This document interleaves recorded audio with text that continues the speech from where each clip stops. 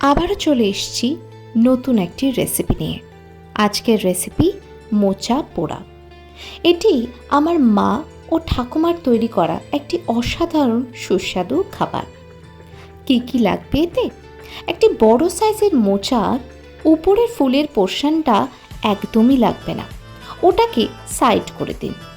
ভিতরের একটু পোর্শন নিয়ে তলার বোঁটাটিকে ছাড়িয়ে তা কোনো ছুরি বা বটির সাহায্যে মাঝ বরাবর দুফালিতে কেটে নিন।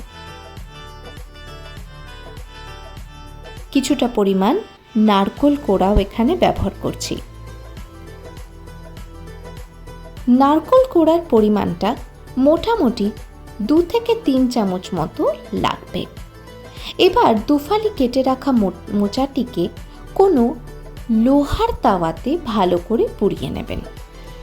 দুটো পিঠই কিন্তু খুব ভালোভাবে কালো করে পুড়িয়ে নেবেন। এখানে কোনো রকম কোনো তেল ব্যবহার দরকার নেই।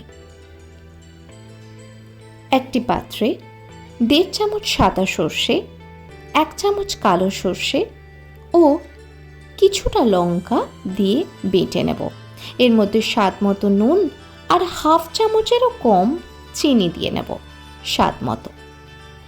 এরপরে কুড়িয়ে রাখা নারকেলটিকেও এই বাটাটির মধ্যে দিয়ে নেব।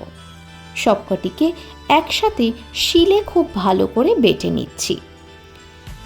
এই বাটাটা ভালো করে বাটা হয়ে গেলে অপরদিকে পোড়ানো যে মোচাটি আছে সেটাকেও এই বাটাটির মধ্যে দিয়ে একসাথে আবার বেটে নেব।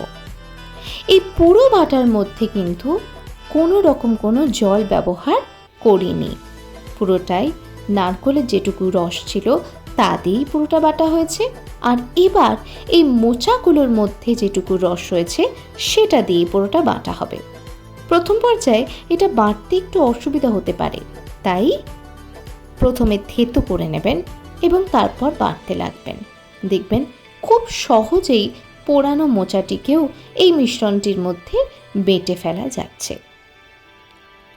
ভালো করে বাটা হয়ে গেলে এটিকে এক জায়গায় জড়ো করে একটি পাত্রে তুলে রাখুন। ব্যাস তৈরি হয়ে যাবে আমাদের সুস্বাদু মোচা পোড়া।